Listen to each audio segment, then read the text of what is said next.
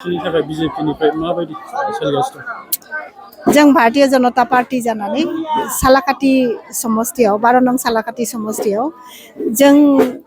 सानसेमानि दिनै हाबाफारि लानानै माखासे खामानि मावगासिनो दङ आरो जोंहा बेहाय बे जायगाया माने ward number 7 Kokrajhar ward number 7 आवबो जों फैदों बेहाय हिन्दी भाषी बुरजा गोबां मानसिफोर बेहाय जगदान लाफैदों माने मिटिंखौ खोनासंनो फैदों आरो मोजां मोनदों एबार भारतीय जनता पार्टीनोनो भट होगोन होननानै बिथांमोना बुंथिदों आंबो मोजां मोनदों बेहाय आरो जोङो बेहाय बिजेपि जानानै दाब दाब जायगायाव बिदिनो मिटिं लागासिनो दङ आरो स्टेटनिफ्राय जोंना मानसिफोर हाबफैजोब्बाय इनचार्ज हिसाबै सोरबा एमएलए फैदों सोरबा मन्त्रि फैबाय आरो सोरबा माने स्टेटनिफ्राय बिखय बबियाफोर फैजोब्बाय जों बिराद मोजाङै दा खामानिखौ मावगासिनो दङ आरो आसा खालामो जों भारतीय जनता पार्टीया एबार सालाकाटियाव बिपुल भटआव जों देरहागोन देरहायोब्ला नोंथाङा रायजोफोरनो माखौ मावगोन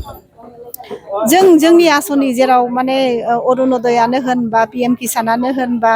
माखासे मेरला होनांगौ लगिया दङ बे आसनिफोरखौ जों दाब दाब जायगायाव हैनो हायाखै दा बेखौ जों सानो माने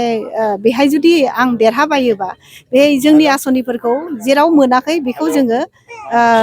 हरनो थाखाय जों सेस्था खालामगोन आरो बेहाय आं हरनो हागोन होननानै आं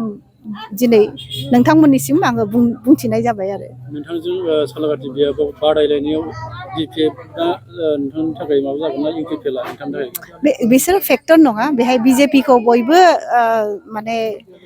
मोजां मोनबाय दा बिजेपि होननानै बयबो फैगासिनो दं दस्रा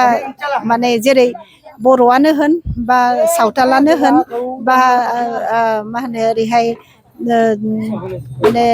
राजबंसियानो होन बा मुस्लिमफ्रानो होन बयबो फैनानै माने बिजेपिनोनो भट होनांगौ होननानै बयबो आंनिसिम फैगासिनो दङ आरो आं